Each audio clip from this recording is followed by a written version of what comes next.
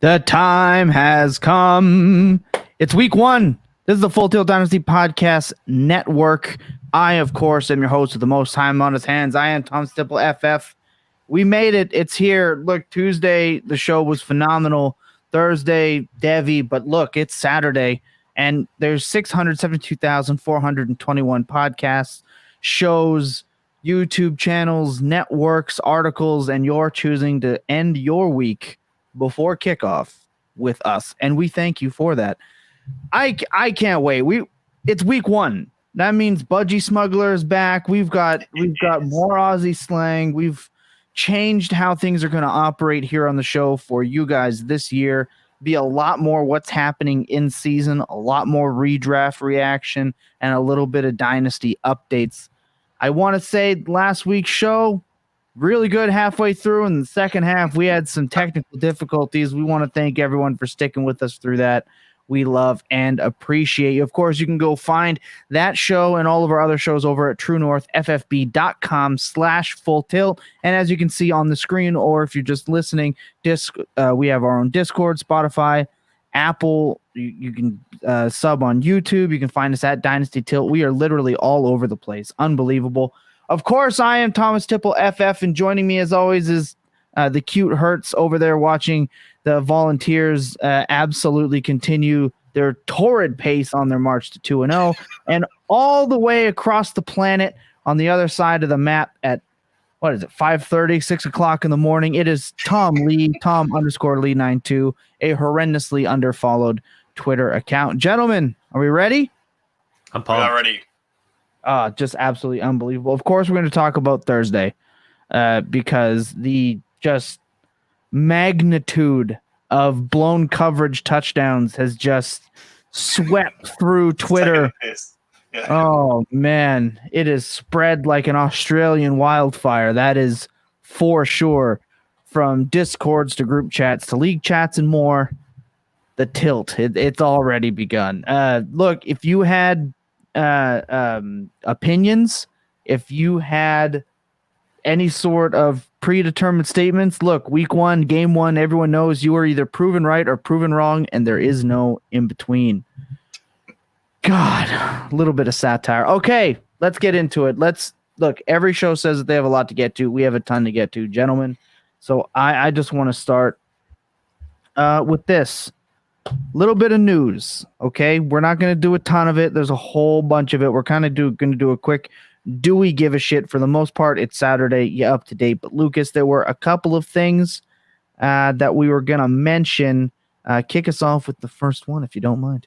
So, right off the bat, the deadline has passed for Lamar Jackson and the Baltimore Ravens to sign their long-term contract before the season, which is absolutely nuts. I saw on Twitter earlier somebody said that the Ravens twice made Joe Flacco the highest paid player in the NFL, but still can't get a deal done with Lamar. They paid for it though. It hurt them. That wasn't a good thing. Signing that contract after the Super Bowl hurt them. I think they've learned that lesson. And I'm not going to talk about this for too long, okay? All right, I promise. I'm going to talk about Lamar Jackson later. But I think Tyler Huntley has kind of given the Ravens a little bit of reprieve, if you would. I don't think they want to pay him a $44-45 million contract that's fully guaranteed. And I think Lamar Jackson wants fully guaranteed money. Kirk Cousins style. And look, they can franchise tag him for a couple of years. Yeah, they're going to pay an obscene amount of money, but it is what it is. I'm worried as a Ravens fan. I don't want him to go anywhere, but I don't want to pay him $45 million guaranteed every single season on a 7-year contract. It's a brutal situation to be in. Shout out to Lamar. I'm happy for him in the sense that he's doing it himself. Like, that takes balls. Absolutely. Yeah, especially the way he plays the game. Exactly. So good for him.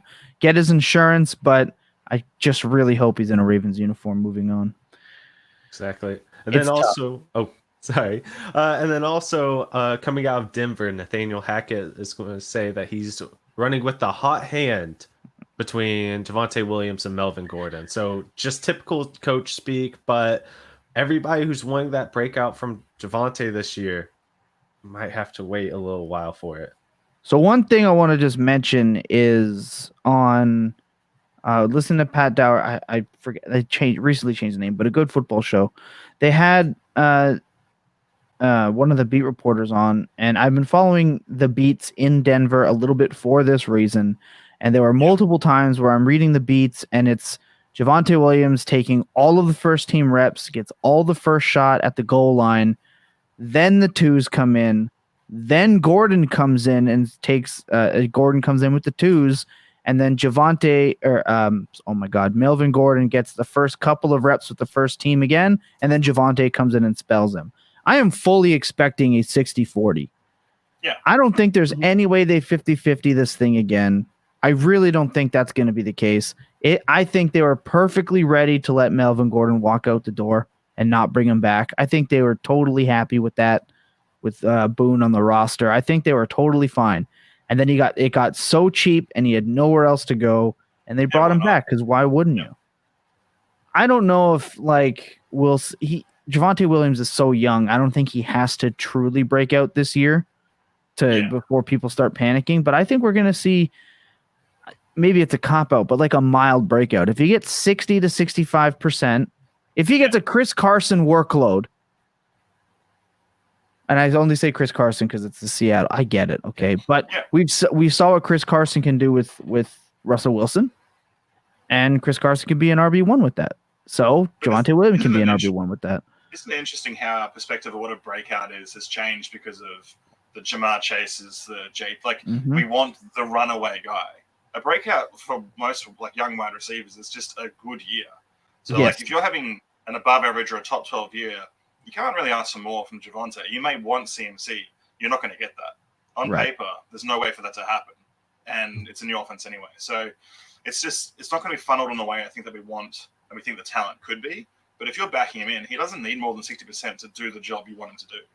If you're tilting over that, send him my way because I want more. I think 60% is what he would need to actually break out. I don't think anything less than 60%. I think he's a lost cause. It'd be against odds to do it. Correct. But the offense should be better. The offense should definitely be better. And what was it, the one game without Melvin Gordon, Javonte was an RB1, and he looked damn good. So we'll see what happens. I'm predicting 60-40 split. I'm predicting a top 15 season from Javonte this year. Fantasy Pros has him as their RB14 for week 1, but drafting him in the mid-second, though, that's the only thing that scares me a little bit. It's just that price tag. For Dynasty, though, I don't think he was getting drafted there in redraft. Oh, so no, exactly. That's where he's going in redraft. He is a mid-second round pick. Well, you're drafting for ceiling at that point. You're not drafting for floor. So, shout out. I wouldn't be touching running back until the 5th or 6th, 8th round in a redraft league, but that's neither here nor there. What's next? That's basically it for news. Russell Wilson last week signed his long-term extension, but he was going to be in Denver next year anyway. But as a Denver Broncos fan, it's nice to have a quarterback that actually looks competent for once, especially after Peyton's been gone for however many years. That's kind of nice. 7 quarterbacks later. Also nice that Denver fans I should say, the ghost of Peyton Manning was the last decent quarterback they had, because that was not Peyton Manning at quarterback in the last Super Bowl run. Shout out Osweiler. I do want to mention, Tom Lee, what did I say? Darren Waller's not showing up without a new contract. He gets a huge, massive extension announced today. And his hamstring all of a sudden is probably feeling a lot better ahead of week 1, right? He's got 4 of them now. Yeah, exactly. I think it was a contract problem the whole way. I don't think it was an actual injury issue, of course. But look, that's it. That's it for a little bit of news. When we come back, we're going to do a little bit of injury updates. We had a few updates heading into tomorrow, and then we will get right into the good stuff, man. So sit tight. Here's a clip from Tuesday's show with Jacob, Billy, and I. Enjoy. I love this player, and I think he's going to have a great year. But week 1, I am really worried about starting Brandon Ayuk. He's going into Chicago, playing against a strong defense that is still going to have Roquan Smith in a game that is supposedly going to be very rainy, with a superstar still at wide receiver in Deebo Samuel and a maybe at quarterback. I think Trey Lance is a good quarterback, but this is his first serious start in the NFL where everything moving forward is him. I love Brandon Ayuk. I think he's going to have a great year. He's one of my favorite breakouts this year. But for this game in particular, to start out, I am really worried, and I'm really looking forward to him playing Seattle next week at home.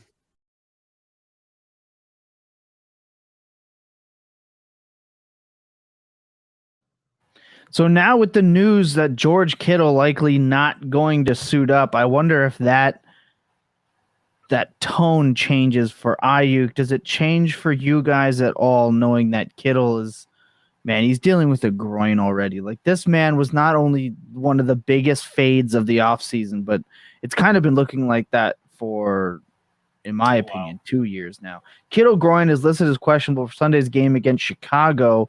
Matt Barrows of The Athletic reports. I'm going to assume Kittle is not playing. It is a groin. I don't think they want to do that early. Maybe it changes for Ayuk, but that's what this portion of the show is for. It is for some injury discussion. So let's run through just some of the notables. Rondale Moore out. He will not play. This is what we know for now. He is not in. Byron Murphy Jr. questionable. Travian Mullen, he is out. Zach Ertz, that's the one I want to talk about because this man hasn't practiced in weeks. Like, he is not really shown up in weeks, and now we're expecting him to go out. And yeah, 31 years old definitely hurts this. They need to score points. We thought maybe it would funnel to Rondale. That's not an option. No Hopkins. Like, it's really just looking like Trey McBride and Marquise Brown and a lot of James Conner this week. So interesting note on the Cardinals, and that's where we're at. Lucas, what do you got? I'm very scared about Zach Ertz, especially because in my family's league, I missed out on a lot of tight ends, and Ertz was just there in the ninth. And I didn't draft another one the rest of the way. So I'm shaking in my boots a little bit. It does have me really paying attention to Alberto. We'll see. But as far as injuries go, I mean, it does suck that Rondale Moore is going to be out too, just because he was one of my week one players I was really paying attention to. And I kind of wanted to get out in front of it because I thought he'd be a high priority waiver pickup after week one. Yes. So it's very unfortunate that we can't see that, but it does mean that I can use another roster spot or don't have to spend a waiver to get him after week one. If I feel, or if we watch that game and we see, oh, there's definitely a role for him in this game because the Cardinals are just missing that, then it'll be nice to pick him up. 100%. Tom Lee, as of yesterday, Drake London still listed as questionable. They do not know if he is going to play. Not trusting him in your lineup week one? It's hard to say you're trusting any Atlanta player ever in your lineup apart from Kyle Pitts. So if he plays, I'm probably not rolling him out. There's a question later on I have about start sit where he's an option. But I'm a little with you there that I am fading him. There's a few rookies kind of in doubt and under an injury cloud as well. I want to talk about Kenneth Walker in Seattle as well, just because it means that, again, that whole offense is questionable. I want to see what it looks like, what they're doing, but it means that Penny comes into consideration a lot more in lineups. And when we get to our start sets later on, that might be an issue. Right. And no, that's important to note. Look, Greedy Williams still on the injured reserve September 9th. That's huge for the Cleveland Browns. Obviously, one of their better players on defense. That's important to note for your matchups. Michael Gallup officially ruled out. He was practicing, so he is officially ruled out. Another thing I find very interesting is that they're saying Tolbert is not even a lock to suit up in week one. And I remember that Tolbert was supposed to be an absolute smash play out of the gate. Well, it looks like Noah Brown might have that on lockdown. Randy Gregory listed as questionable. KJ Hamler also listed as questionable for the Broncos. Frank Ragnow listed as questionable as of today for Detroit. Oh, my goodness. David Bakhtiari, questionable. Alan Lazard listed as doubtful. Romeo Dobbs has got to smash this week. Yeah, exactly. You nailed it. You absolutely nailed it all the way from Twitch. Just mentioning it, Alan Lazard, definitely listed as doubtful as of yesterday, but there's no way he's playing. I think that was pretty common knowledge. Romeo Dobbs, I mean, Christian Watson has barely practiced in the preseason. He's been battling injury. Dobbs has been cleared for this week, but yeah. Right. I understand that he's been clear, but an unfamiliar Rodgers, he might lean on Dobbs. I don't know where to go in this offense. All I know is when we talk about Pickems towards the end of the show on Underdog, seeing as how the show is presented by Underdog, I am hammering the over on Aaron Jones's receiving because wide receiver one Aaron Jones season is upon us, everybody. It's a real thing. No, we've been saying it on this program that he is the wide receiver one, and it's not relatively going to be close. Tunyon, look, coming off the injury he's coming off of, and coming off of just not being a very solid asset outside of one season of 10 touchdowns. Maybe by force, he has to have a heavy workload for sure, but I have a feeling this is an A.J. Dillon, Aaron Jones game. And if Dobbs gets a touchdown, it would not surprise me. Like, if he ends up being the red zone target away from Tunyon, it would not surprise me at all. Shaquille Leonard, that's going to get it's very weird for me to call him Shaquille Leonard, but he is ruled out for Indy. Jacksonville coming in surprisingly healthy. Kansas City coming in healthy. J.C. Jackson doubtful. That is big for the matchup against the Raiders. That's going to be an important one. Same with Drew Tranquil. Obviously, we don't need to talk much about. I don't think there's too many other outrageous surprises. Ty Montgomery not likely to play. Jacoby Myers questionable. Isaiah Wynn questionable. The whole Patriots, just avoid them. Jesus. Sounds like Ramondre Stevenson season to me. Yeah. Oh, God, I hope so. For all my redrafts, I really hope so. Tyrann Mathieu listed as questionable. It looks like the Giants are coming in at pretty much max health. No Kevon Thibodeau. Thank God he did not end up on IR because brutal. Dwayne Brown got put on IR today. He could not fight through what he needed to. And we have Joe Flacco starting. Joe Flacco plays against the Ravens. I saw a report that if Zach Wilson practiced in full on Monday, he was starting. Well, guess what? He's not. They tried to take Joe Flacco away from the Ravens. They tried to take away my narrative that I had written on this goddamn show sheet since I wrote the show sheet on Wednesday last week. All right? It was a while ago. I had this written, and they tried to take it away from me, and they couldn't. We're getting it. Joe Flacco is starting his Kurt Warner story arc fucking this week, except it'll be a loss against the Ravens. So, obviously, there's that. Tyree Jackson, he's out. Andre Dillard, that one's a big one for the Eagles. He is out. The Pittsburgh Steelers are coming in relatively healthy for a change. We talked about San Francisco. We did talk about a little bit of Seattle. You want to be fading that offense anyway. Chris Godwin, questionable. This is the last one that I really want to hammer home. I don't think I'm putting Chris Godwin in my lineup, playing or not. I don't think you can. No. I don't think you can play Chris Godwin confidently. Obviously, if you're quote unquote just looking for 4, maybe 5 receptions and 40 yards, then maybe you can slot in Chris Godwin. I don't know how much they're actually going to use him. It's tough. He just shed the knee brace. He's been working through it. I think this team is going to be a team that's, again, in it for the long run. Do we want Brait or Rudolph? I want Brait.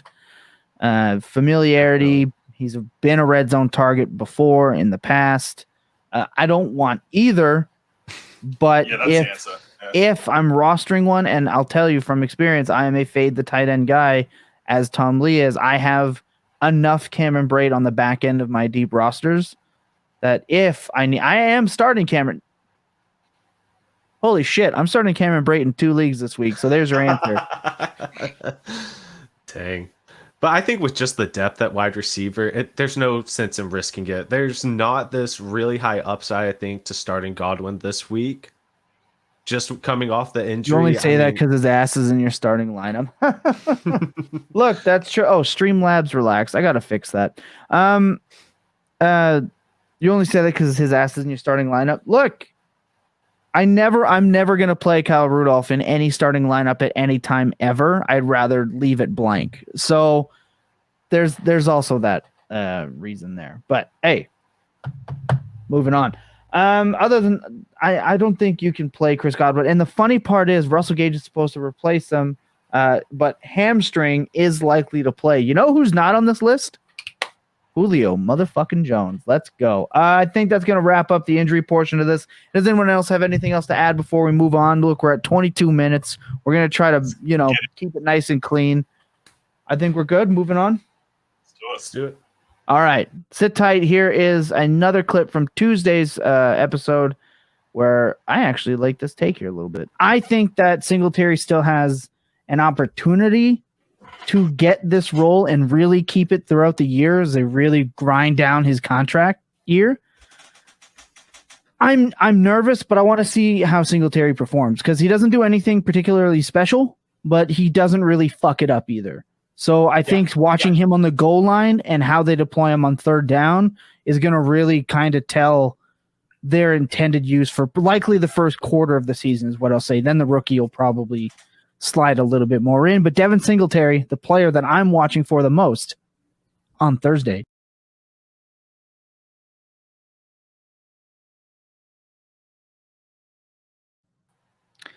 Yeah, and it turns out that Devin Singletary didn't do a lot, but he also didn't mess it up either. Austin Hooper, question mark, in regards to which portion of that. I think he's a fine player, if that's what you're wondering. I would play him if I had to in a pinch. I think he will be targeted a little bit. I think that there's some target question marks over in Tennessee. But again, I want my late round tight end to be a super athletic player, and I don't really see that out of Mr. Hooper. Look, while we were talking about Singletary just now, let's talk about the Thursday game before we move on to the rest of the games this week. Thursday had so much happen. We had 5 interceptions. We had, 2-3 fumbles. The turnovers were unbelievable, yet the Bills somehow put up 31 points. Look, Billy and I took the over. We missed it. Jacob took the under. He hit it because, of course, he did because the man is a fucking genius. It's infuriating. But let's talk about the game, guys. Let's talk first about the Bills. Obviously, Josh Allen absolutely lit it up, a 91.5 grade according to Pro Football Focus. The next player I want to Devin Singletary had a 72.3 grade in the passing game. Absolutely unbelievable. I think he has that job.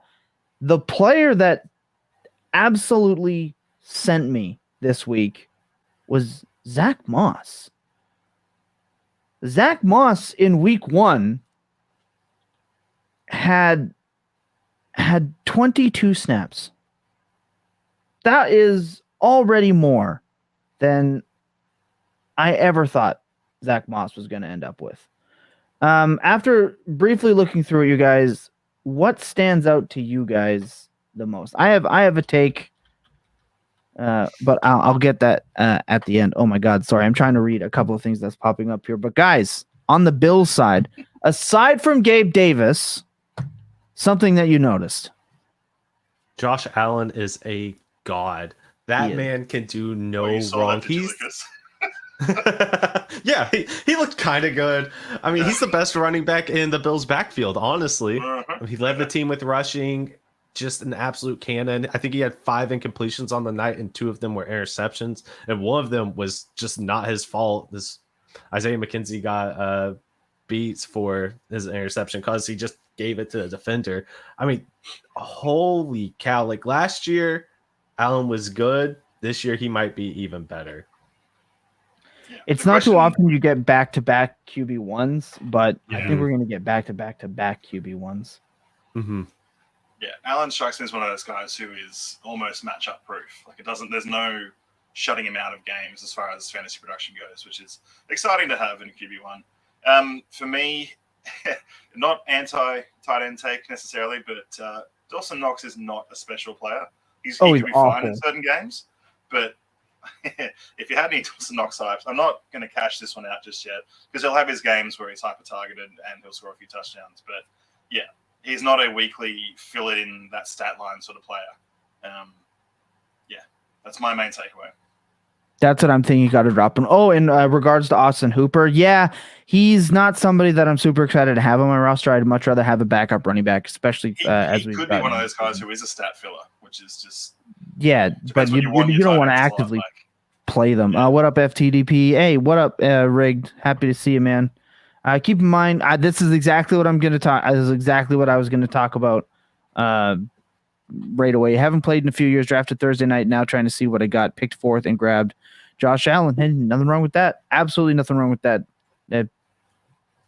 Josh Allen's he's the man. If it's a single QB, you and I got to have a conversation. But that's okay. Welcome in, Jasper. Welcome in, man. We're gonna try to help guide you through this thing. I do want to talk about the James Cook victory laps already. Look, I said on this show 1,000 times. It is my most watched clip that I have had on this show ever. Stop drafting James Cook at 110. And then you guys went and started drafting him at 1-4. He had question marks. This offense had question marks. Zach Moss not going away. However, with the history of the Buffalo Bills not necessarily throwing to the running backs often, we have a new OC over there in Buffalo. And Zach Moss hauled in 6 receptions on 6 targets. Zach Moss. He was horrifically inefficient. He only had 21 yards in those 6 receptions, 3.5 a clip. He graded out at a 73.3. Awesome. Very happy for him. 73 pass block. That's what's going to also help keep him on the field. Yeah. We understand that James Cook fumbled. Well, Zach Moss fumbled too. But James Cook is a rookie, so he's going to get shit on a little bit. James Cook is an explosive player. If James Cook gets those 6 targets, there's a good chance he does a lot more with them. He's a much better receiver. That is what he was drafted for in Buffalo. They tried to sign J.D. McKissick. It was quite obvious that they were going to try to throw the ball a little bit more. Singletary only got 2 targets, hauled in 2 receptions. Yeah, I understand he has sure hands, but those sure hands don't help his feet. And I think that's important to note. So I think that Rigged is correct in that James Cook is in the doghouse. But 6, 5, 6, 7 weeks, an explosive play or two locks that down. Once we start seeing those targets shift to James Cook, I think James Cook has a chance to smash in the second half of the season. That's something that I noticed while watching the Bills offense was the check downs to the running backs. And of course, James Cook can do a lot more than just check it down. As we go through these waivers after week 1, a lot of people are going to drop James Cook. I fully expect it. I'm in one league where you can add and drop players whenever you want. And they already dropped James Cook. I already went in there and scooped him up. I mean, he's somebody who I think that you're going to want to pay attention to. I can't believe people are. And might be able to pick him up because I mean he has a ton of upside right now. And early on, you shouldn't already be in these ridiculous roster crunches to where you can drop players who have that much upside. He's not already dead on the season. There's absolutely no way he is. Don't drop him yet. I'm begging you people, don't drop him yet. You already screwed up. You already paid too much for him, but now's not the time to get rid of him. Right. And I just want it noted that he had 3 targets behind the line of scrimmage, Zach Moss. Okay. Those are easy checkdowns, screens, awesome. But he also had 3 receptions from the line of scrimmage up to 9 yards. That's plays downfield at least a little bit. It's not 10 to 20. It's not deep. It's not say that for what you will. But if you're giving James Cook the Texas route, if we give James Cook the the swings, all the wheel routes. I really think at the end of the year he's going to pay off. He's going to hit. So that's something I noticed. Let's talk about the Rams a little bit before we move on here. I don't know what to do with the LA Rams. I honestly think Matt Stafford's gun shy right now. He looks gun shy to me. 2 times Allen Robinson was wide open, and Matt Stafford was like, I'm going to run it, fam. I'm taking it. These legs are going to get us through. And he looked hesitant. He was getting shit kicked all night. But if it wasn't Cooper Kupp, it did not look like he wanted to throw it. Tyler Higbee had 11 targets. Yes, he did. He had 11 targets, and he turned into what, 8.6 fantasy points? That's I think sad. Higbee's worth rostering. If that's going to be his target share, whether it's good or not, he'll score a touchdown somewhere in there. Then you'll be happy. Cooper Kupp's a god. I think that has to be noted. And I've heard enough already about the Cam Akers situation, if you would. So I don't need to get into much of that. All I'm going to say on that, and I'll let you guys go on and your thoughts on the Rams from Thursday night. Henderson was always a smarter play at ADP. I know I've already talked about walking back my Cam Akers top 5. I walked that back months ago. I've already got DMs about it. Trust me. I know, but we're human and we adjust to new data. Henderson was the smartest play on ADP. So shout out to everyone who went ahead and did that. Henderson was not able to keep Sony Michel off the field last year. He will lose this job. He will lose snaps. Kyron Williams is not a player that I am threatened by. I think Cam Akers, once he's out of the doghouse, I think you'll see an unfortunate committee situation here. I think you're going to be relying on touchdowns. I'm out completely at this point. I'm just completely. I think it's going to be a shit show. I think the whole Rams offense is going to be a shit show outside of Cooper Kupp.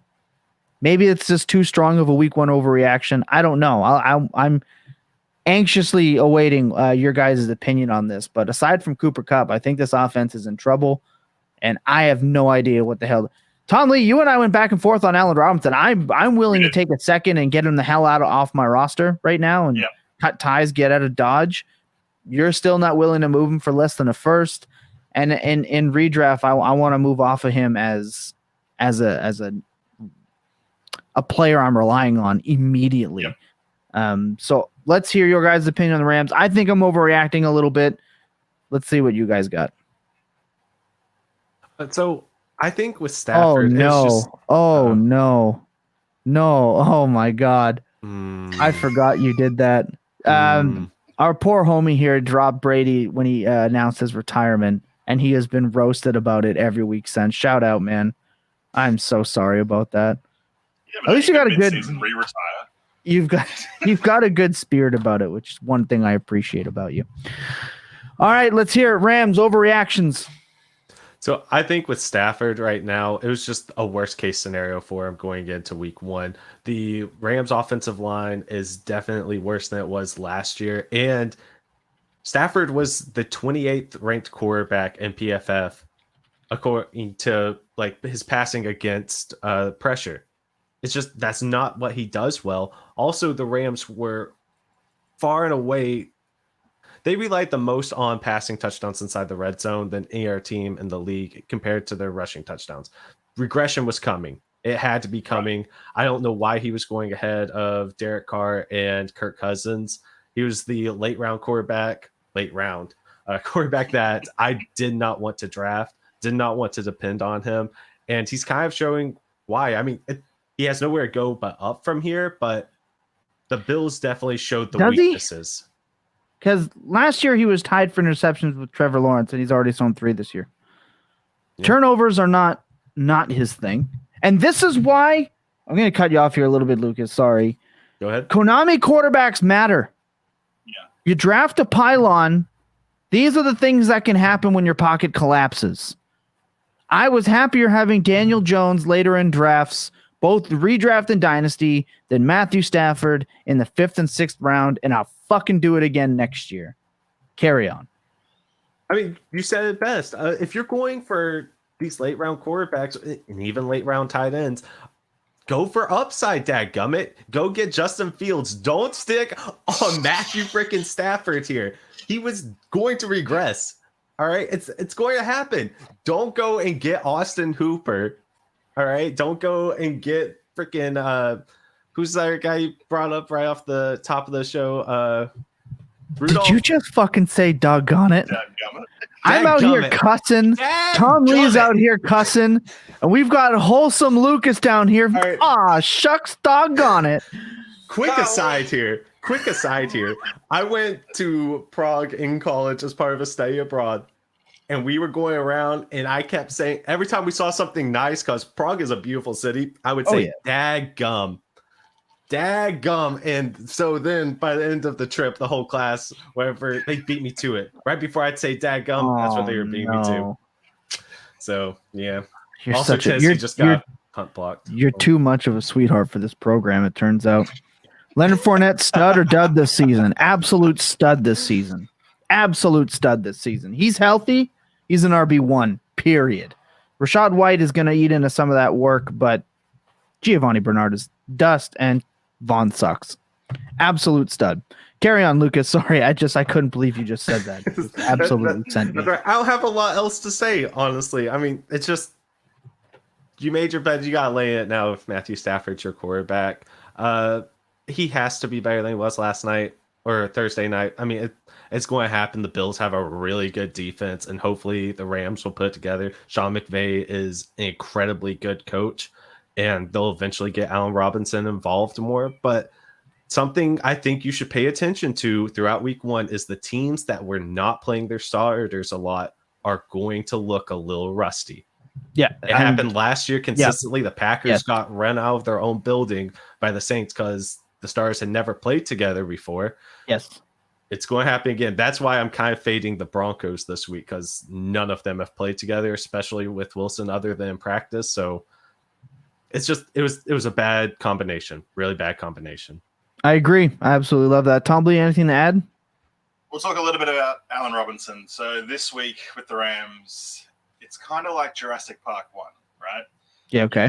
There's a giant T-Rex in front of you, and if you move, you are going to get eaten for sure.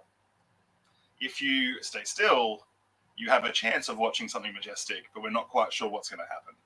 Right. Jurassic Park 2 was not necessarily the most successful film, but there were still cool dinosaurs in it. I'm hoping Allen Robinson can be one of them.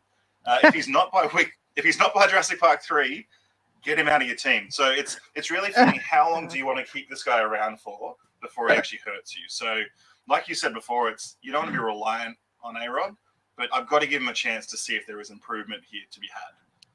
I understand that completely. I really do. It just, my risk tolerance on a player who looked like he was absolutely dust last year, hyped up with the contract and maybe coming into an offense that saw Odell Beckham perform pretty well when he got the move there, and we were just kind of copy and pasting the hope that Allen Robinson would perform. And if week 1 is any indication, obviously he's going to have better games than that. Absolutely, Dust is a real outcome here as well, and I think that's it. It's not Dusty. Yes, Dusty is a real concern, an absolutely legitimate concern. Also, fucking Skoranek. Can we get Skoranek off the field? Oh my god, watching that man trying to run block is just putrid. Losing Robert Woods for that it's gonna hurt him bad. Yeah. But at the end of the day, white Jerry Rice is out there, and that's all that matters. Cooper Kupp, absolute animal. The fade Cooper Kupp people just absolutely in shambles week 1. We're going to take a quick break. When we come back, it's Budgie Smugglers of the Week. We're going to start laying the line on some of our favorite plays for the week and why before we get to our pick'em plays at the end of the show. If you're new to the show, we love and appreciate. If you haven't subscribed already, shout out to everyone over there at Thomas Tipple FF on Twitch. Hit that sub button. We'll be seeing you again sooner than later tonight. And enjoy this clip from last Tuesday's show. Absolutely phenomenal. I just want to shout out the 33rd team and their tool, the Edge.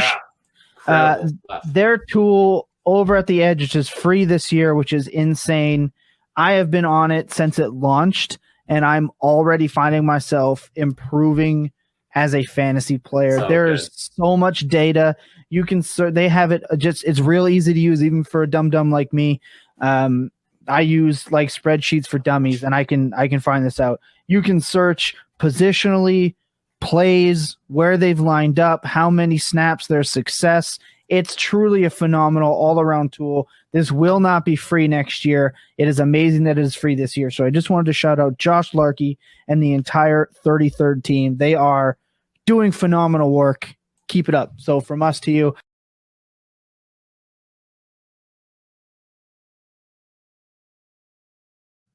I just want to point out that Lucas actually cut off the part where I was going to say from us to you.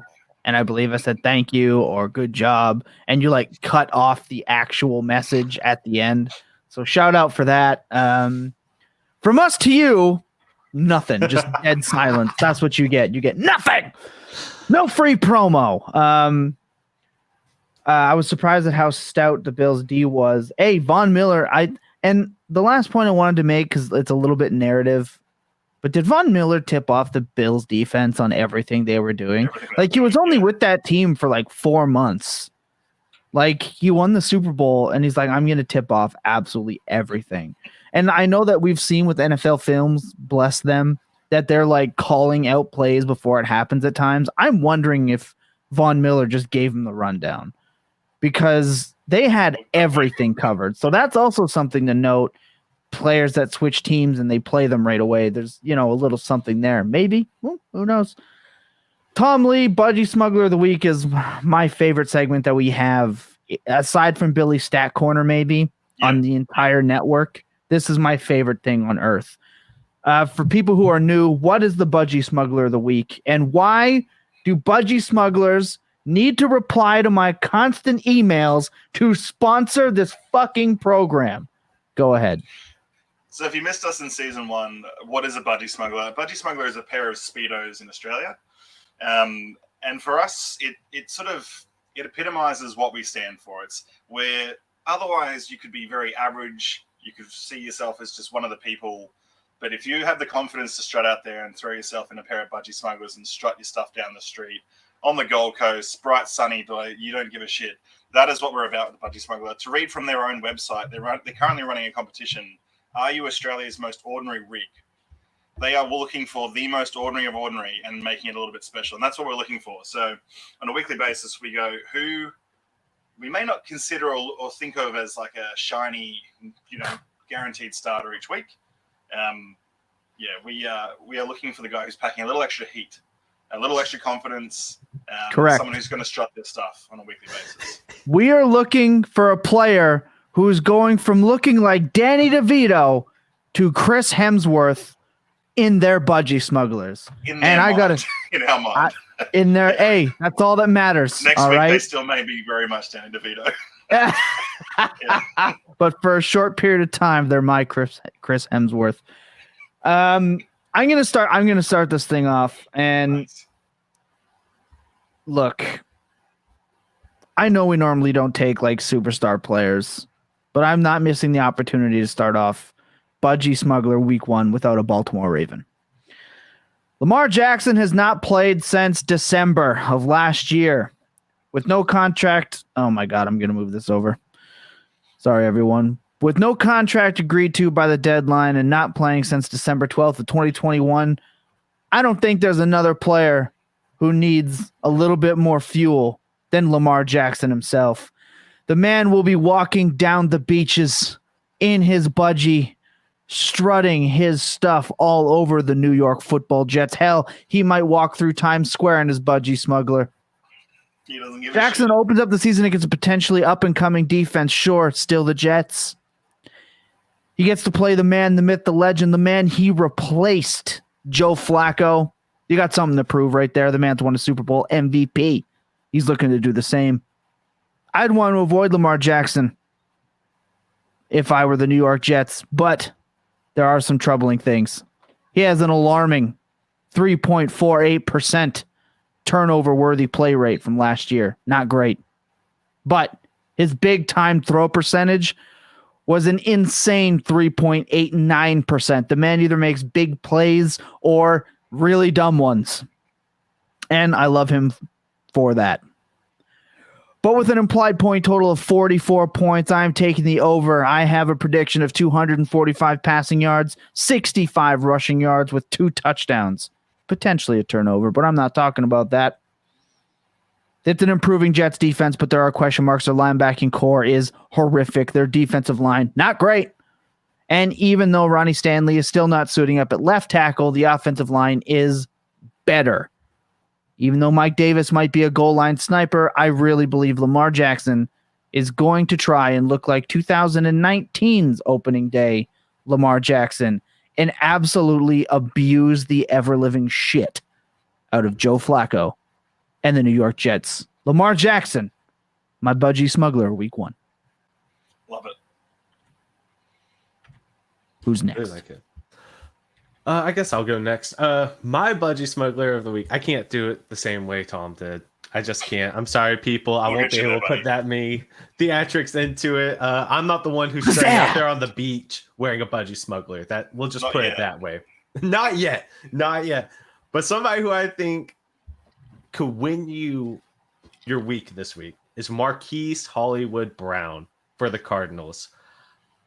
I mean, going into Arizona, they have so many vacated targets that just left the team, plus the ones that can't actually go this week. I mean, they each lost 25% of their targets and their air yards.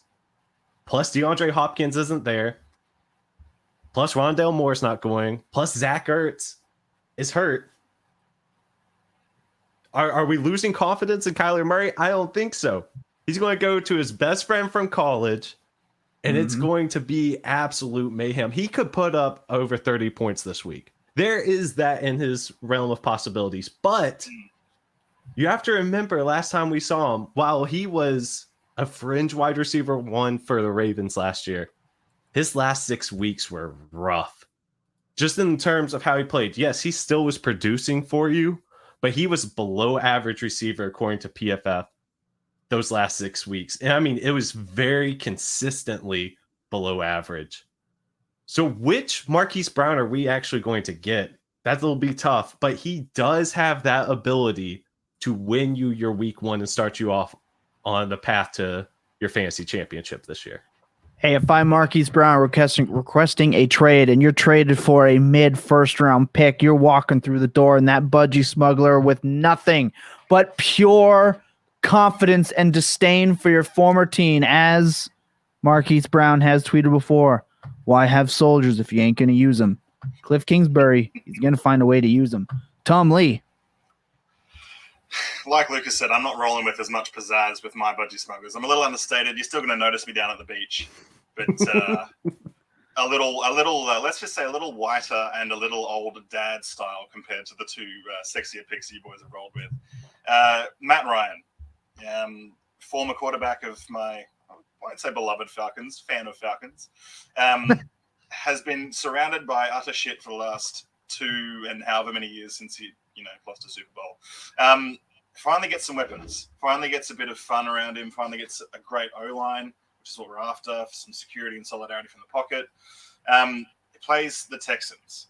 The narrative Colts versus Texans the last few years and points being scored, I think, continues with Matthew Ryan. The only threat to Matt Ryan, I guess, popping a hole in his budgies and having the world see him for the average white pasty old man that he is possibly that JT takes the whole game away from him in his hands. So as long as the passes go forward, we should see a bit of strut and a bit of style. The biggest threat is on his own team if he hands it backwards to the best running back in football at the moment. Yeah, I mean, Matt Ryan is obviously, I've been saying Matt Ryan is my favorite late quarterback grab all offseason. That has not changed. I love that pick, and I love Michael Pittman's. We're going to talk about it in the Pick'em play, but I love Michael Pittman's implied receiving yardage. I think he's going to absolutely smash.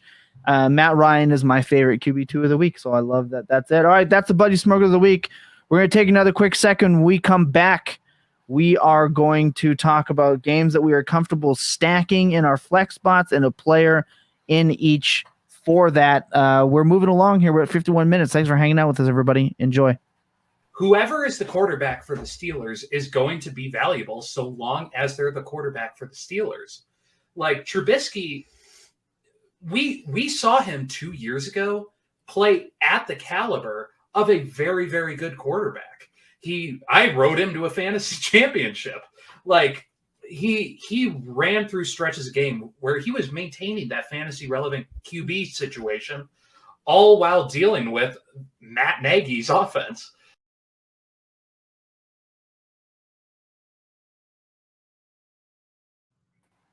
I hate when Billy's right, and Billy was right on that. Trubisky can definitely be more than serviceable out there on the field. Tom Lee, why don't you explain this next bit here to people who might be new so they understand what it is we're about to do here?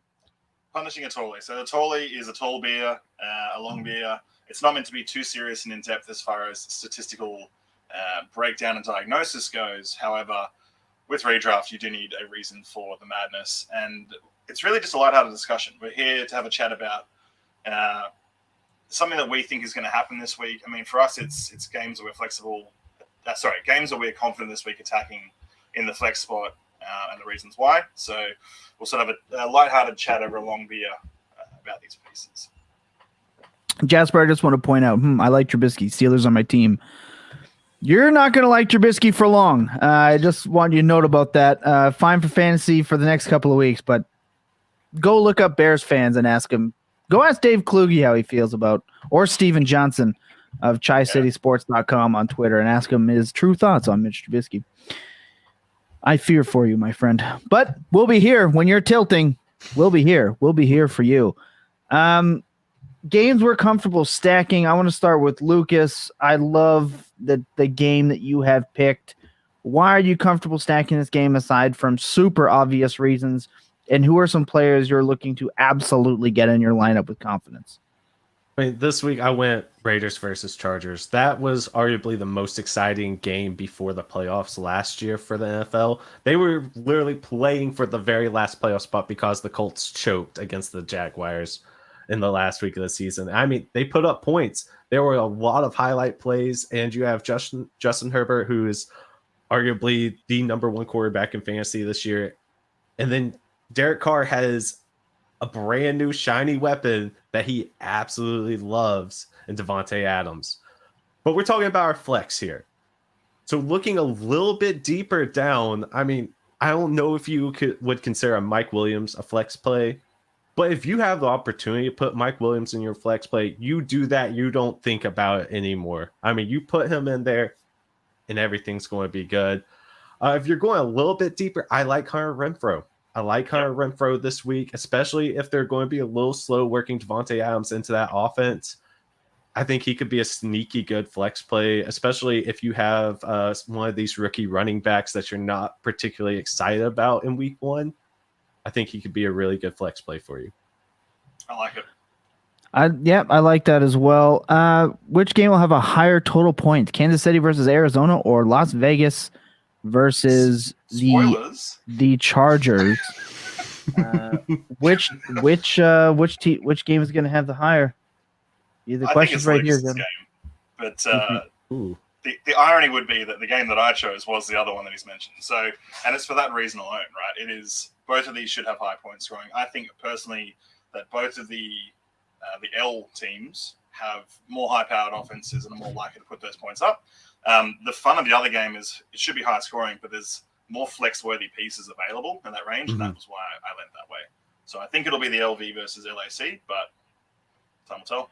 With a 1 point differential on the over-under on the spread right now, it is the Chiefs and Cardinals, but Chiefs have new offensive weapons, and the Cardinals are injured/suspended all over the place. So I'm going to have to go Raiders and Chargers on that question as well. Tom Lee, the game you are comfortable stacking the most and a player you are forcing into your lineups as much as possible. So it's that game, right? It's the Chiefs versus the Cardinals. So for that, it's the exact same reason. Should be high scoring. Last year is really hard to pull back on as an example of what this game should look like. last year, Connor, Murray, and D-Hop all didn't play. So I think it was 17-10 or something ridiculous. And they didn't need to play very hard. So we'll see what happens. The appeal for me with the flex is that there's so many options that are decent value here. I couldn't pick one. I will go with one eventually. But Juju, CEH, AJ Green, and MVS are the guys who I think are outside the top 24 in all their positions for most people's ranks this week. For me, CEH is probably the most interesting because, again, we're not in on CEH, but how much opportunity do you need? It's week one. If there's going to be a time where something, goes a little Allen Robinson-esque one of the two ways, this could be that week. So for me, if he's sitting there, why not take the punt on what could be something pretty good? I mean, if you're talking about in your flex spot, 15 opportunities, 16 opportunities in this game on an Arizona defense, likely without JJ Watt, I think I'm with you. I am playing Clyde in my flex spots, but I will be paying close attention to how they roll out Jerick McKinnon because that's the player. I am playing Jerick McKinnon in more places than I am comfortable to admit. Believe you me. And look, for me, I'm going all the way to Sunday Night Football, the man that could not stay retired. I am obviously going to be talking about the Tampa Bay Buccaneers and the Dallas Cowboys. And I love this game because I think it's going to be absolutely on fire. I think Brady is coming back to prove to Giselle that he can still do it and that it's worth him causing a potential divorce in coming back and playing football. Look, an implied point total of 50.5. Tampa Bay are the favorites. I like that line. Last year, Tom Brady, 91.7 overall grade, but it's not Brady, obviously, is the player I'm talking about today. I'm finding a way to talk about Julio Jones. I understand that Julio Jones last year let some people down, but let's talk about Tampa Bay and the Cowboys. The Cowboys only have two players with a PFF grade over 70 in their secondary as a whole. 3 overall on their entire defense, with Parsons hitting that 70 mark. Brady will have an opportunity to get off to a fast start. You know he's going to want to do it. It's Sunday Night Football. Lots to be made. Last season, Julio Jones managed a 14 yards per reception average and a 74.2 wide receiver grade. When that man played and was targeted, he was still Julio motherfucking Jones. The talent is still there. It's just a question whether or not his hamstrings are still there. And why I am absolutely smashing him into my lineups this week is because in week 1, he is not on the injury report. It is not cold. It is indoors. It is against a weak secondary that will be focused on Mike Evans, but it is still Julio Jones, and he should have every opportunity. The Bucs averaged 9.14 targets per game to Chris Godwin, 8.86 targets per game to Antonio Brown, who retired and went absolutely nuts during your fantasy playoff. Thanks for that.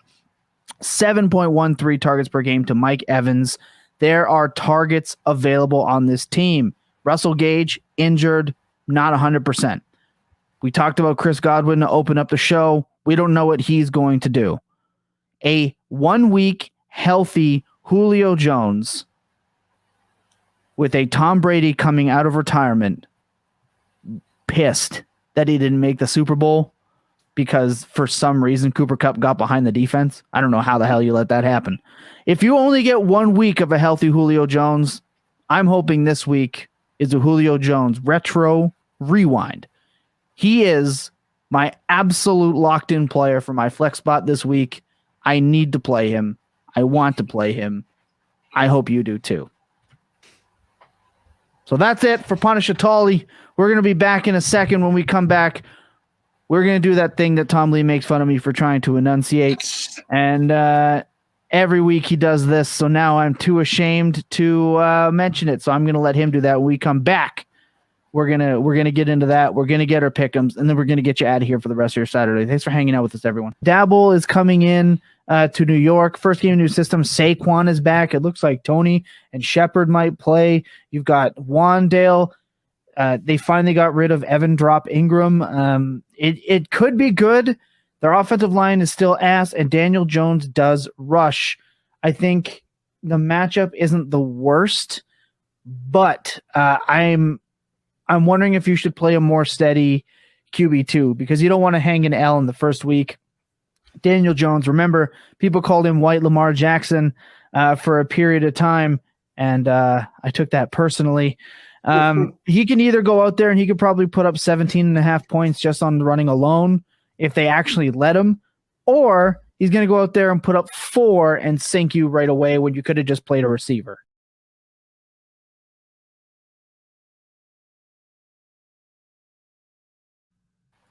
Tom Lee, for all the people out there new to the show, not watching because you make fun of me for saying this all the time, why don't you explain what is? Oh, we have an Elliott question. I got to do this. Ezekiel Elliott he is going to play in more spots than I want to, but Jasper, if you are hoping for Ezekiel Elliott to not give you a heartburn all year, you're in for a long season. Grab some Tums, relax. Don't watch the Cowboys game. Just be very happy if you end up with like an RB 16 per game type season.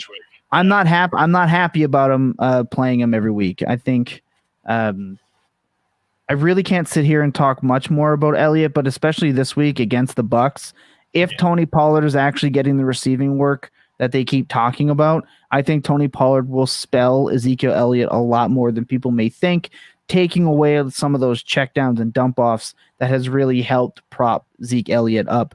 This is not a week I am very confident. Oh my God. Confident in Elliott. There will be some weeks, but that's not the one. This ain't it. Jasper, Steelers and Steelers. That's super funny. Before you guys go, do you mind? We're not going yet. We got quite a bit to go here. Do you mind each of you name your Super Bowl picks, conference final as well, if you guys wish to? That's really hard to do. But I mean, I think the Bills have got to be the favorite. Yeah. Like they were my favorite last year. They're my favorite this year. If not them, I think I am going to take the Niners and Trey Lance. Yeah.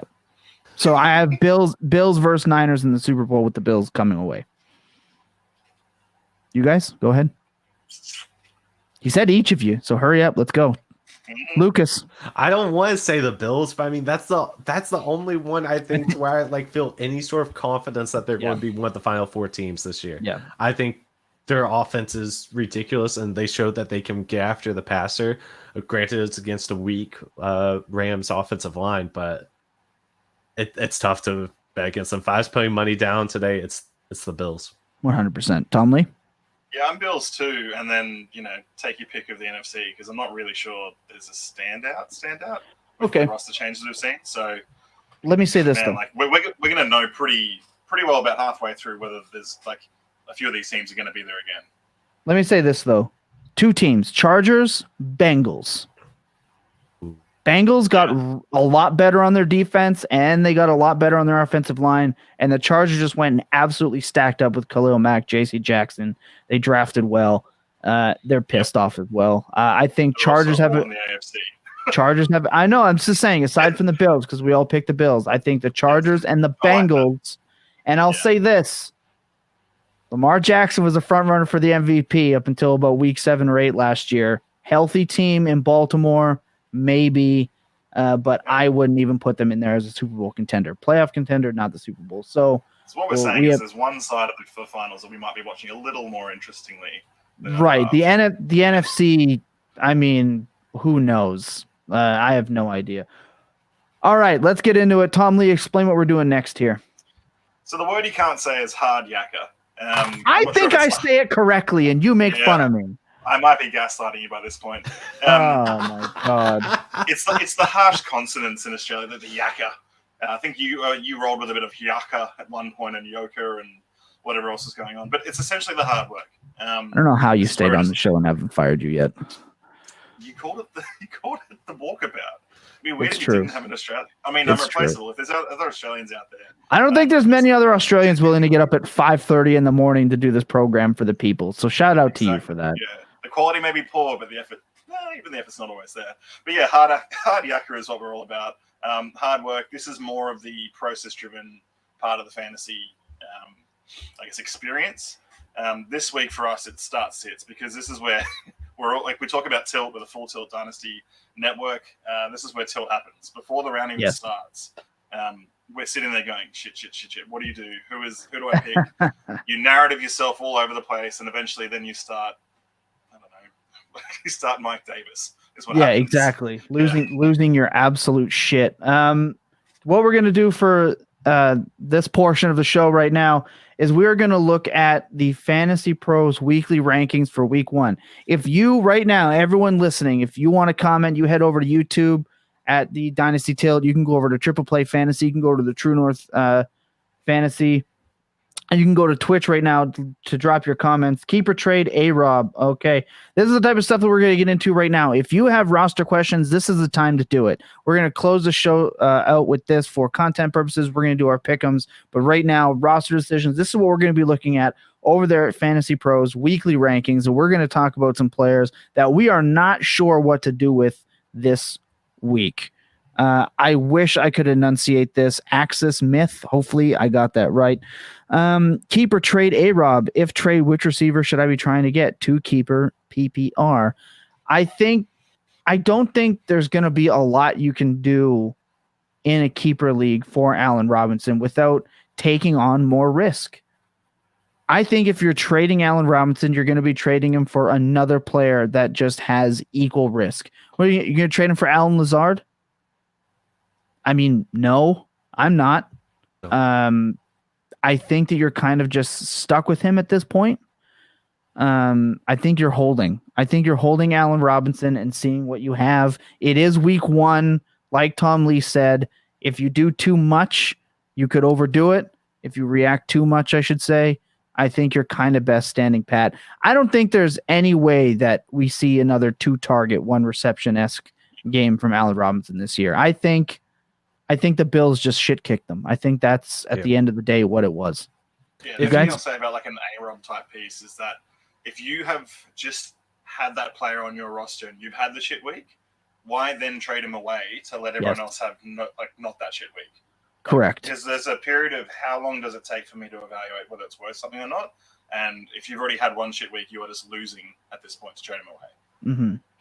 I like the if trade, which wide receiver should I be trying to get? And I just mentioned him. I think if it depends on your risk tolerance, but potentially an Amari Cooper is actually a player. And I know I wrote the Amari Cooper is fantasy football's middle child article at goingfor2.com. I understand that.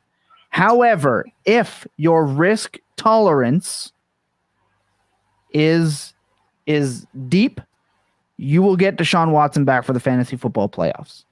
And if you're wondering if you can take a gamble on a player like that, I would. They're both likely to shit the bed for you, so I'm going to take the player with that top 5 dynasty quarterback, top 5 quarterback in the NFL. Might be a piece of shit, might not be. That's not for me to decide. All I know is that he's coming back for the fantasy playoffs. I would be willing to accept Cooper Kupp for Allen Robinson if you can still get that, because Jacoby Brissett could very well be turning people off. Fair enough. And Tom is that Australian rugby star who went to the 49ers a couple of years ago. Is he still there? Question mark. Hashtag is he still good? He's in jail. One. Oh shit. Yeah.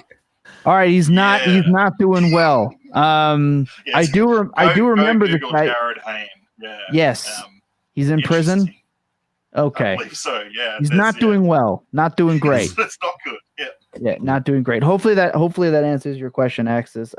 Amari Cooper would be a player that I'm willing to go to, and even Jacoby Myers is another player I'd kind of be willing to pivot off of. But again, Jacoby Myers, another player that you are just relying on your risk tolerance to not make you want to vomit. All right, guys, a couple players that you are not totally sure what to do with this week. I'm willing to start. It's Justin Fields for me. And I know we had Scott Barrett on, and his rushing just had carried him last year, and this is a new offense. His weapons are bad. The defense is bad. This game could get out of hand. Darnell Mooney is his alpha, which is terrifying. His other option, Cole Kmet. If he's your QB1, I am worried. If he is your QB2, I'm not as worried, but I am slightly concerned. He is a Konami quarterback.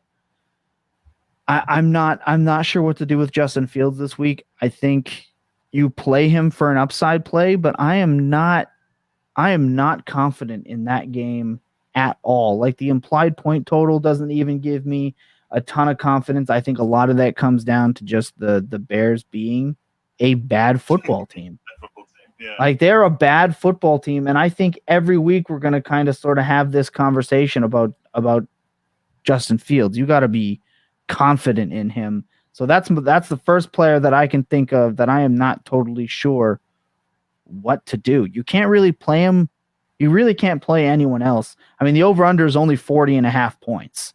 Yeah. These teams are going to drag the clock down. It's going to be disgusting and not fun to watch. But if you look at the players around him, Ryan Tannehill, Carson Wentz, Daniel Jones, Jared Goff, Baker Mayfield, Mitch Trubisky, Mac Jones, Marcus Mariota, there's not a lot of other options for you. I was going to say, are you in playing the any ranks of those guys right now. over Fields? Like, do any of them have the same ceiling or upside that you see? Maybe Baker, but who knows? I was thinking Tannehill. Not comfortably. Maybe Tannehill, but it's against the very similar. Giants, sure, but I'm just not.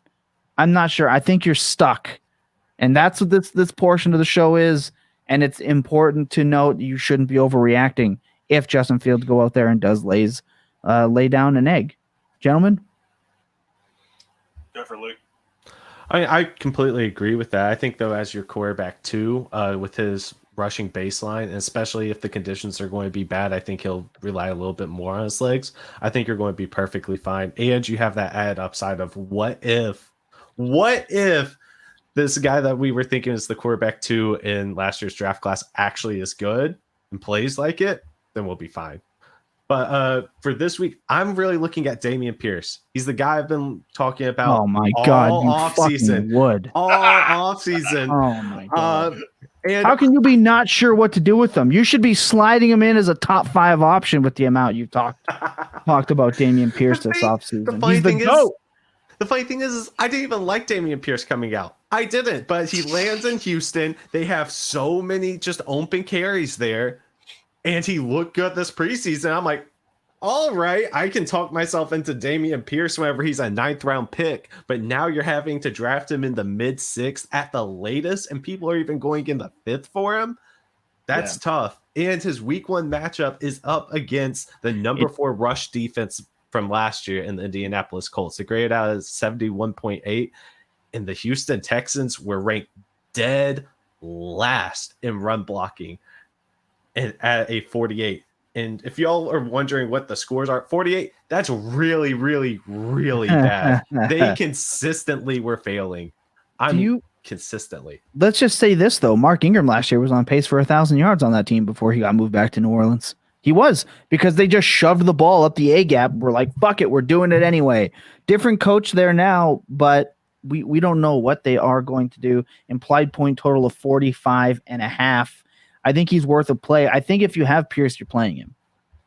I think if you have Pierce, you're playing him. I don't think there's any way you keep him out of your flex. If what we're talking about is your options is like Pierce and some wide receiver 4, I think you're playing the running back, right? We're talking about bottom of the flex spots in these situations. I believe Fantasy Pros has him. I just want to double check, make sure I am at PPR. I'm looking for him right now. I think he was running back 24. Running back 27. I mean, Cam Akers, we saw how that fucking turned out. But Clyde Edwards-Helaire, Rashad Penny, AJ Dillon, David Montgomery being 22 is absolutely asinine.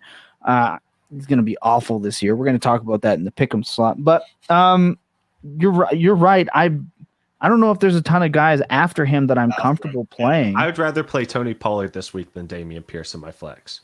Yes, those are the 2 options. I'd much rather go Tony Pollard. I don't have near the questions about the matchup that I do with Pierce. And I mean, it's his very first game in the NFL. We saw 11 carries in the preseason from him. Granted, he looks great. Right. The hype is real. He looks like he's going No to Leonard. be a really good part of your team. What was that? No Leonard this week. He's out. So hole in the middle. But let's talk about the players after him. Let's talk about players that we're comfortable playing. Kareem Hunt. I'm comfortable playing Kareem Hunt this week. Ramondre Stevenson. I'd play Ramondre over Pierce. Mm-hmm. J.D. McKissick. No. Michael Carter. No. Melvin Gordon. No. Breece Hall. Ooh. That's a really, really tough one. I wanted to put Breece Hall, but Billy laid out such a great point about Breece Hall earlier on. And so I didn't want to, rehash that. Definitely go check out what he said on our YouTube channel. We have a short on it. It is really good information. I mean, you're drafting these rookie running backs to be great for you in the playoffs. That's whenever you're really counting on them to be awesome. Like what you were counting on with Javonte Williams last year. But I don't know if week one's the week you unleash them.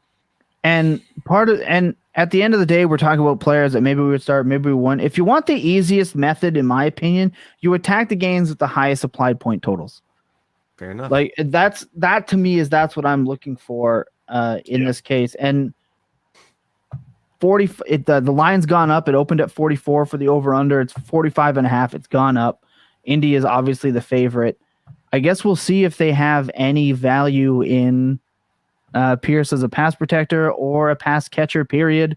But that's why we're asking these questions, because these are lineup decisions that you're going to have to make. And I loved what Akash said, where he talks about not liking starter sit questions. I understand that. Just pick the player with the highest projected points, and you'll have just as equal of a shot. Sure, I understand that. I love Akash. He's a phenomenal follow. But these are still questions that people are out there asking. That's what we're trying to do. Tom Lee, is there a player that you are not 100% sold on what to do? I know what my next one is, and we'll get out of here after we do our pick'ems and these picks here. But so the one for me is Devonta Smith, right? Yes. What to do? The offense got better, but his position possibly didn't. They're playing the Lions, so it's it should be a good game script. There's positives all around. He's currently wide receiver 36 on Fantasy Pros weekly rankings. He's one of those guys who, based on talent, you want to put in your team, but then there's players around him that you can narrative-based really convince yourself to go, well, do I roll this person? Do I roll that person? What do I do? So on name alone, you think, well, I've got to put this guy in my lineup, but then I'm sitting there with the flex going, do I go with the Rashad Penny? Do I go with these are the comparable. It may not be another wide receiver, but in a flex spot, what do you do with him? And one of the interesting things in that is, as the wide receiver one on his team, he averaged 10.9 fantasy points per game. So now you're expecting, with AJ Brown in and Dallas Goedert asserted and this offense clicking with Jalen Hurts, for him to take that step up. Sure, he quite possibly can, but let's look at some wide receivers around his range and see if you're comfortable playing right now. We'll obviously start here. Fantasy football's middle child, Amari Cooper. Yes, they are dead level, right? With me, if I'm like, if you hear those two names, you're going, yeah, start them head to head. I'll probably stick with Smith because I like the Detroit matchup a little bit more. And he's a more explosive player at this point in his career. Well, I'm not going to count Brandon Ayuk because I think he should be higher with the news that Kittle is dealing with that injury. I said that at the top of the show. Let's go Tyler Lockett. Just say yes or no. Smith. No. Okay, so we're going Smith. Robert Woods. No. Smith. Okay. Kadarius Toney. Definitely not. Smith. Drake London. Injured Drake London. No. Injured. This is what I mean. Like Chris Olave. No. No. This is what I mean. Like you have to play him. You have to play him. Yeah. You have to play him at that point if that's what you're looking at. But let's see if there's any players that you would take him over. Hunter Renfrow. No. Christian Kirk. Ooh. Against Washington. I like Christian Kirk. Okay, so we're playing Christian Kirk above him. He's rated higher on Fantasy Pros, but it's interesting when you really look at it. You're talking about the bottom of your flex spots where you drafted some of these players, and it is very easy to get uncomfortable quickly. It's tougher with Smith as well. If you look at running backs, so two I want to look at, so Clyde Edwards-Helaire and Rashad Penny, in theory, they're really, really back-end RB2s. They're going to be fighting for that same sort of spot. Would you play either of those over Smithy? I'd pay Penny over him. Yeah, I would play Penny for sure. I also lean that way, but it's one of those things of wide receivers can score more generally. Should we be playing them more all the time in the flex spot? So, like you're looking at if we're looking at all positions around Devonta Smith, he is ranked 95th on the week in the Superflex format. You got Dalton Schultz and Penny is 98th. He's right there, but we've also got Clyde. Are you starting Clyde over him? No, I'm not. No. You're not? Okay. I would consider it. I think that I would consider it for sure. Tight, and I have this decision in at least one league. But that's what I mean. You've got Cordero Patterson. Yes, no? No. Not happy with Patterson? You've got Kareem Hunt. There's a ton of different options here when you're talking to running backs and tight ends as well. These are important roster decisions. It's very tough. For me, the next player that I am seriously debating in any spot. Oh my God, I just lost him. Oh my God, it's Jahan Dotson. Yeah. So Jahan Dotson was a first-round pick in most rookie drafts. For all the people that were drafting guys like Tolbert ahead of Dotson, you should be ashamed of yourselves. But all you've heard through camp is the rapport with Carson Wentz is absolutely locked in. Yep. Wentz is locked in with Dotson. I'm actually comfortable enough to put him in my flex position in one. Look, we often play in leagues that have 3 flex spots, so keep that in mind. If you're good 2 or 1 flex spot, you're number 1 flex spot. You're obviously taking the absolute banger in that flex, and obviously I did mention that Julio Jones is taking up one of my flex spots, so we're already shooting for the moon here. But if you look at the players around him, I mean, Isaiah McKenzie was listed ahead of him. Look what he put up in the Rams game. He scored, and he still didn't put up 10 PPR points. Dawson Knox, ass. Zach Ertz, injured. Jarvis Landry competing with Michael Thomas and Chris Olave. Don't know what he's going to do. George Pickens, no idea how that's going to turn out. Russell Gage, injured. Valdez Scantling, ass. Tyler Boyd, third receiver on his team. Chase Claypool, ass. And the other players around Dotson, Gordon, Devonta Parker, Cole Kmet, Nico Collins, DJ Chark. I actually like Michael Carter. I think Michael Carter is a player that I'm pretty happy playing in my flex with Joe Flacco. I'll say that much. Yeah. But I think Jahan Dotson is in line. I believe his oh my gosh, I'm going to try to look it up as fast as I can without creating a ton of dead air. While I'm looking this up super fast. I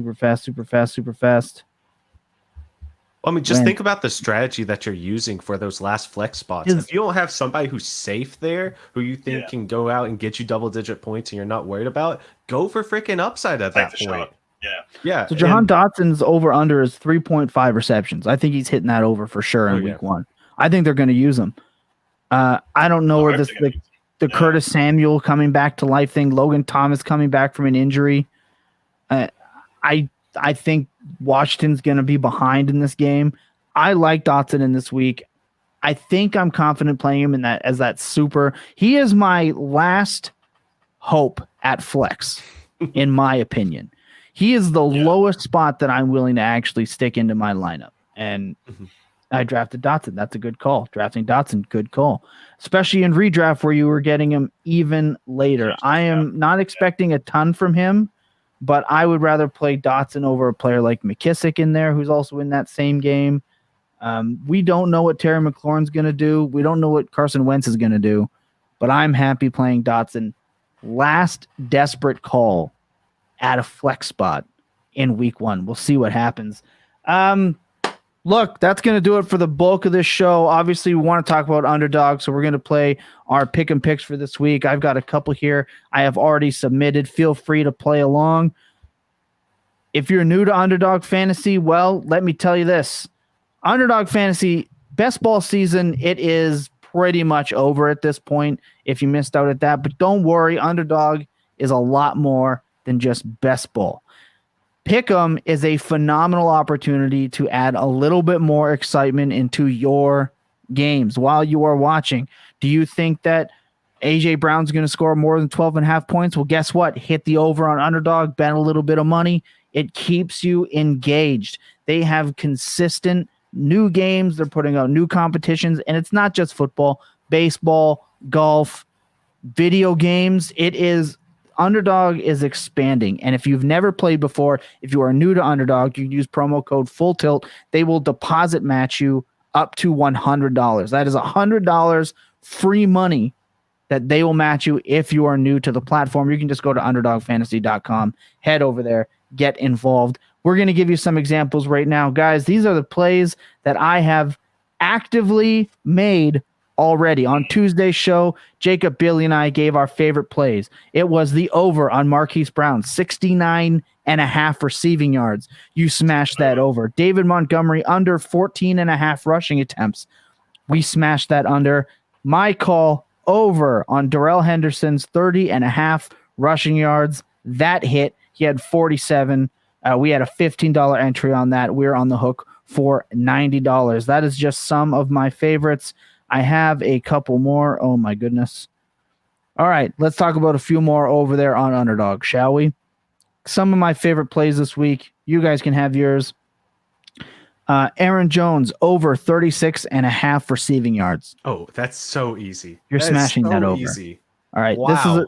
This is a 5. I want you guys. That's fine, Lucas and Tom Lee. I just got your messages here. We're going to talk about these ones here. I'm happy to supply them. Definitely go in and play these with me. I cannot be held responsible if you lose money, but remember, I'm also losing money here with you, so we'll do it together. Correct. That way we can tilt. So Aaron Jones, 36.5 yards. We're smashing the over. On the same slate, Juju Smith-Schuster, over 47.5 receiving yards. I smashed that over. Keenan Allen, 69.5 receiving yards in that game. He's still the wide receiver 1, everyone. We took the over on that. Josh Jacobs, 2 receptions.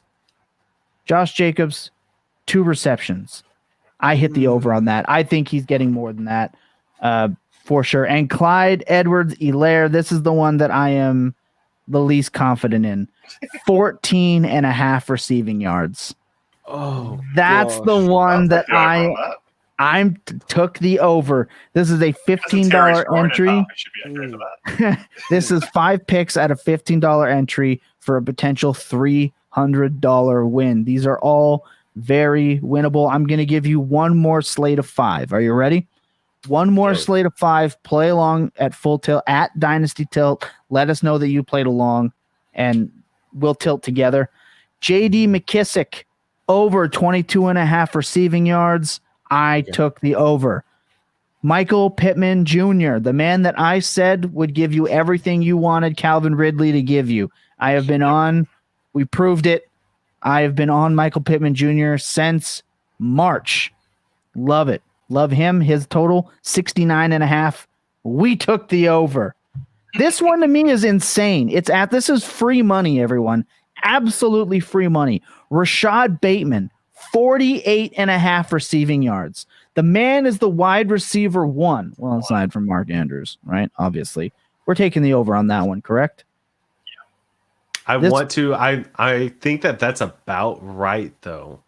But I think I still want to take the over. Oh my, Lucas. Really? I have zero confidence in the Jets putting up a fight. I think that he might have 40 yards really fast, and then they're just going to pound the rock the rest of the day. As the number 1 receiver? Come on. I'm a little nervous. I don't think there's that one made me go, I don't know. Okay. I'm more obviously maybe a little homerism. You never know. All right. Next, number 4 on this slate, Michael Carter, 14.5 receiving yards. We smashed the over on that. That's fine. Absolutely smashed it with Joe Flacco. And then this one's for Lucas. I deliberately put it in here for the show. 12.5 rushing attempts, Dameon Pierce. That would be more rushing attempts than he had throughout the entirety of the preseason. I took the over at 12.5 rushing attempts against the Indianapolis Colts. That is a $15 set, potential winning of $300. Again, J.D. McKissick over 22.5, Michael Pittman over 69.5 receiving yards, Rashad Bateman over 48.5 receiving yards, Michael Carter over 14.5 receiving yards, and Dameon Pierce over 12.5 rushing attempts. I will post these up at Dynasty Tilt. Here's a fun little tidbit about your Dameon Pierce over under. He never once recorded more than 13 rushing attempts in college. And I think that's why once. I think that's why they set it at that. Lucas, I'm with you, running all day in the second half for Baltimore. Remember, Lamar Jackson didn't play at all in the preseason, hasn't played since December. I think if they're up, they might actually try to treat it like a preseason game. There's also that. Jasper, right on, fellas. Great show. Liked and subscribed. Beer run. Enjoy your beer run, Jasper. Nice. Thanks for the sub. We appreciate you. It means a lot. Mike Davis, Myco over 50 yards. Question mark. I've written about Mike Davis this offseason. Guys, that's the show. We're at an hour and a half. We have tons of content on the Fantasy Walkabout for you guys this season. This might be the normal. We don't know. We'll see how it goes. We are switching things around. We are trying to evolve as a show and as a brand, and we're doing that for you guys. We also couldn't do it without you guys. So much love. We appreciate every single one of you guys. If you're new to the Fantasy Walkabout, we give you a little something that other shows aren't. This is, I know for a fact, other shows aren't giving you. Tom Lee, your final thoughts, and please grace us with our Aussie slang of this week. We got there, Aussie slang. This is where we fell apart last week as the internet thought it was too much content for us to handle. The slang this week. So are you guys familiar? Again, I got to check. But every time I come up with a slang, there's other parts to it to make sure that you guys are on board. When you're flat about something, you're upset about something, right? Okay, interesting. Didn't know that. Okay. Well, there you go. So this is crucial because otherwise it doesn't work. Flat as a shit Carter's hat. Flat as a shit Carter's hat. Yes. Okay. How in the fuck do you use that in a sentence? It's a history lesson, right? So Australia was famous for having dunnies or outdoor toilets for a long period of time. Okay. Probably more recent than we want to accept. But you used to have a guy who used to drive around something called the shit truck, right? Now, if you have a dunny and you don't have any sewage, you don't have any plumbing, you had to get a man who physically drove his truck around to pick your shit up and put it in the truck. Oh, my God. The problem with this is when you have a dunny, you have a receptacle underneath that had all the shit in it. This would get quite heavy and would be hard to carry, right? So the shit carter, the guy who drives the shit truck around, used to have a padded hat on which he'd place the shit bucket to walk around with the shit on his head. Because the shit was so heavy, it would often flatten the hat out. So you are therefore flat as a shit carter's hat. Oh my God.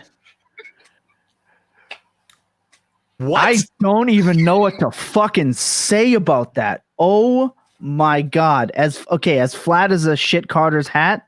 That's it. Oh my. So next week we might roll with a bit of a segment of what are you flat as a shit Carter's hat about? Oh my God. That might have replaced Shits Me to Tears. That might have replaced Shits Me to Tears. That's, oh my God, I gotta use it. When Erin comes home, if she's mad from work, I'm gonna let her know. Lucas, final thoughts before we get out of here? Well, it's a good thing that the show is ending because I'm going to need to take a minute to just digest what we just learned. Wow.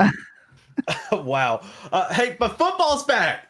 Is back. I'm watching my Vols currently beat the Pitt Panthers. Oh, crap. That was a big play. That's unfortunate. But football's back. We all love it. This is what we've been trying to get through all offseason, get to this point, and I hope that the football gods grace us with some awesome games this week. And while we've been on the air, there have been two major upsets in college football, but I'll leave that for the Devi show. I mean, holy cow, it's that time of year again. I mean, the sun is actually shining, guys. We made it. I think that's important to note. All of the takes, all of the bullshit, all the arguing, it's finally over and football is finally here. Look, my final thoughts are always the same. Thank you to everyone tuning in, staying with us, hanging out with us. We appreciate every single one of you. If you want in the Full Tilt Dynasty Podcast Discord, you can do that at Dynasty Tilt. It is in the profile. You can do that at Thomas Tipple FF. It is also in my profile. You can go to truenorthffb.com/full tilt and you can get it. You can also look up the Full Tilt Dynasty Podcast on Discord. We should pop up. It is a open public server. If you have not already, please rate, review, leave a comment. Tell me that my hat smells like shit. It doesn't matter. Tell me that Patrick back there, our HR alpaca, looks bored. Doesn't matter what you comment, just that you do. It helps drive us up the charts, and we thank you for that. It was a long off season, but I'm glad we got to spend it together. We've had some really rough scenarios out there in the news, in the football world. We have lost some absolute juggernauts in the broadcasting world. Lots of things happening. But the one consistent thing that we've all relied on here is each other at the Full Tilt Network, and that's not going to change. If you want to watch the games with us and tilt along, we will have watch parties going down in the Discord, something that we are providing for everyone. I want to remind everyone that there are people on the other side of their screen. So when you're on there on Twitter, understand that the people you are talking to may be saying some things that maybe you shouldn't. Remember that there are people on the other side. Check in on your loved ones. Remember that clear eyes, full hearts can never lose. And goddamn, your best days, well, they're always spent tilting. Good night, everyone. Week 1.